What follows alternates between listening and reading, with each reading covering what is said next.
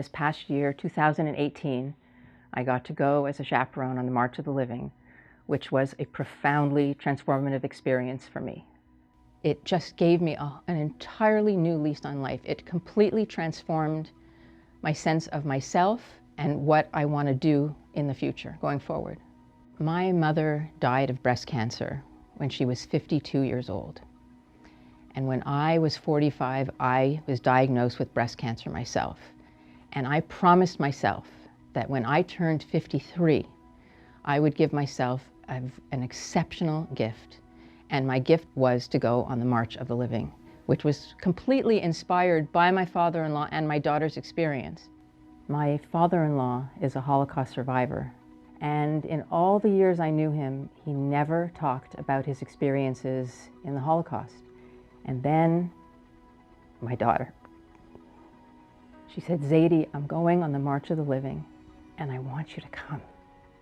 He said, I can't. He said, "But Zadie," she said, "Zadie, if you don't tell me the stories, what am I going to tell my children? And what are they going to tell their children?" And he went on the March of the Living 2017. And that was a transformative moment for him, for my daughter, and for the entire family. One of the most profound moments on the March of the Living for me was the day we traveled into the forest.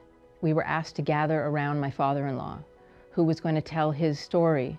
And the circle got tighter and tighter and tighter until it was one big mass of people, and you could see that he felt the support. It gave him the courage, and he started to tell his story.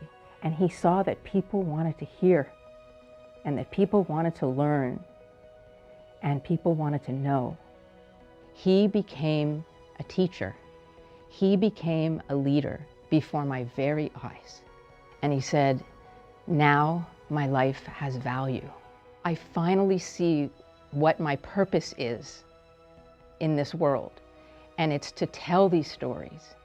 And it's to share with the future generations so that these young people can hear it, can feel it, and can share it." That courage is what transforms so many of our young people on the March of the Living. Because they say, if they can do it, I can do this. And what am I going to do now when I get home to transform somebody else? It's so important that we as donors understand the impact that our dollars are making. Without Federation, we wouldn't have this opportunity. Where would we be? How would our survivors tell the stories? How would we ever get the information, the understanding, the feeling of what they went through? It's a tremendous opportunity. And I am deeply, deeply grateful for that opportunity to go on the March of the Living.